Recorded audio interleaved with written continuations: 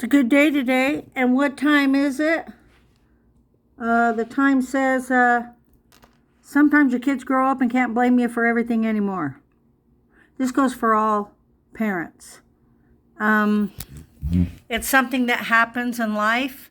I've got some good things to say about my sister. She's kind of stood up in many areas that I was weak in. And it's that balance, isn't it? It's like, where is the balance on that? Can you understand them? Can you carry things throughout your life and that happened growing up? And this goes for every person, every parent, every child. There comes a time when you have to release yourself as a parent and realize that children make decisions too. Are they part of you? Of course. Is there spirit and life that you carried in you? But again, just like the release and the let go of animals and eagles that the mom goes down and catches and they fly, and parents, whether, they're animals or different things, they're their own person to a certain degree. So you train them up and you pray over them. And, my children are doing very well. But as I look back over my life, I see that there's some repeated learned behaviors that happen as parents and different decisions. In other words, you can blame yourself for things and not find the balance in it and know that everything is not your fault. That sometimes people really do actually blame you for things that are not yours. The day that the Lord shows that to you and you realize that, just take a deep breath, Just let it out.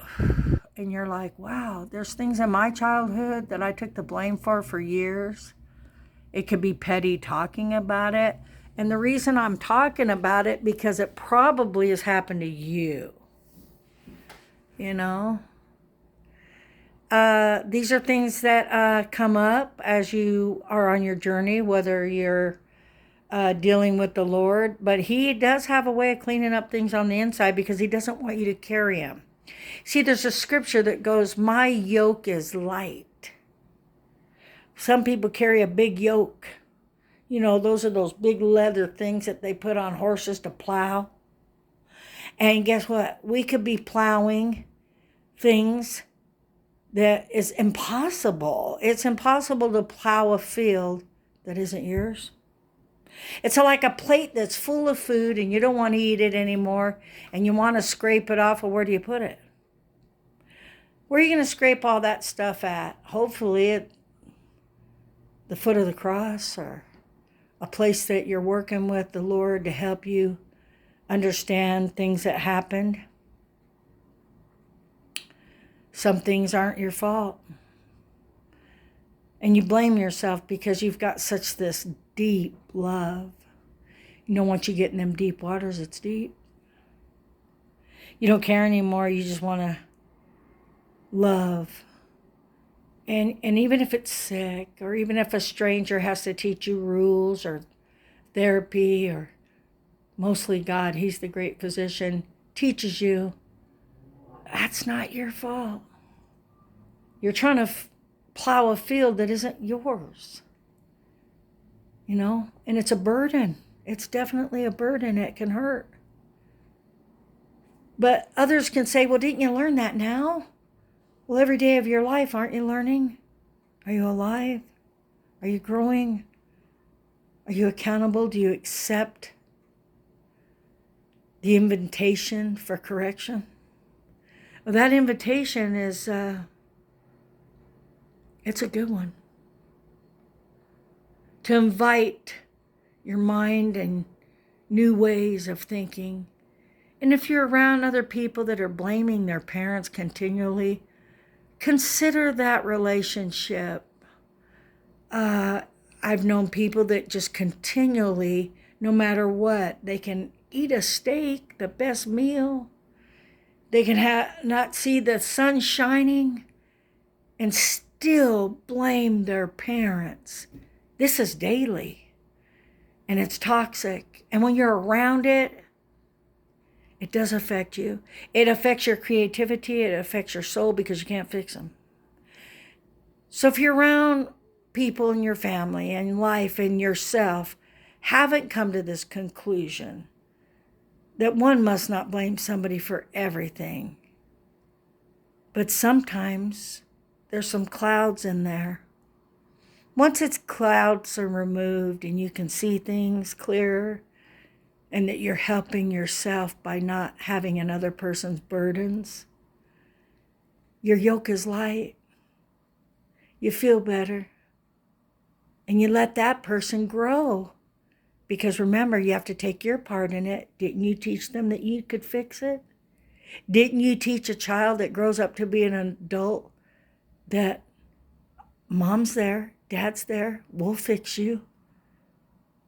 Have you seen adults angry and mad, and you wonder, what were they like as children?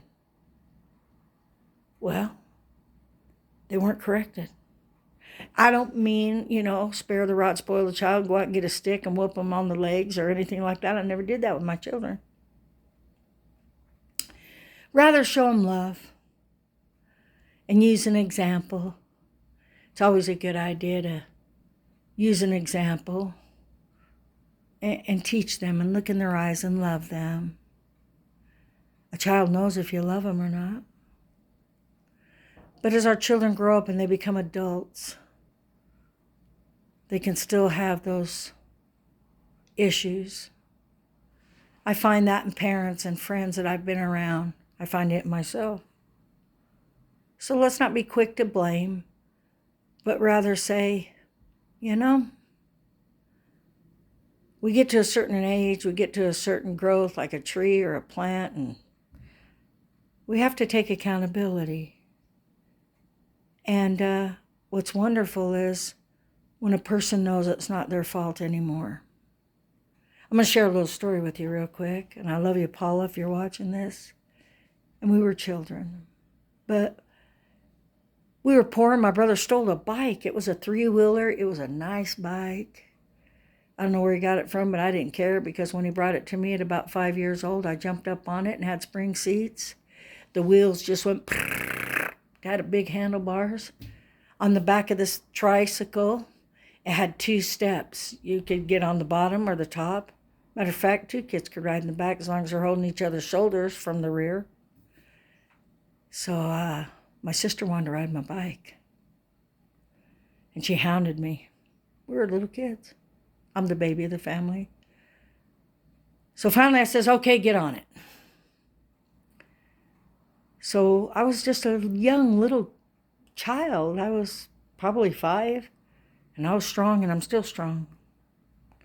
Well, she got on it, and I pushed her as hard as I could and as fast as I could.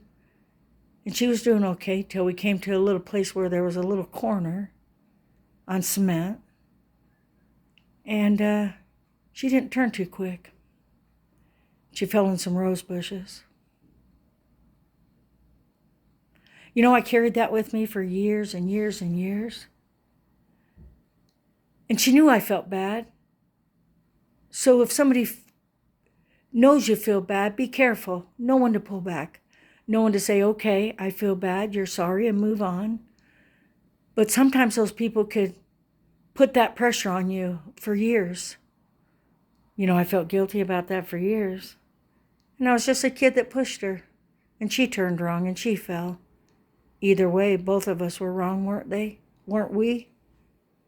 We were both wrong in the fact that it stayed between us, as she brought that up and say, I remember you pushed me in there and I had thorns in me and it hurt. But she lived through it and I lived through it. But there comes a time when you say, even as you grow older, I don't want to hear that story anymore about me pushing you too fast when I was 5 years old and you fell because you turned wrong. Who knows? In that moment, she probably said, slow down. But I was strong, and I was a strong-willed child. And I really didn't maybe want to give her a ride on my bike because maybe somebody didn't teach me how to share. Whatever it may be, it happens. And forgiveness lives. But to carry other people's guilt and shame and blame, I got news for you. It happens to adults. And it's something people don't even really want to talk about. So do an inventory of any hurts or pain you have today. And love your life. Enjoy your life. And know that other people's burdens aren't yours. But we can help one another. But there comes a time to say, that's for you to do. And then you can even love them more.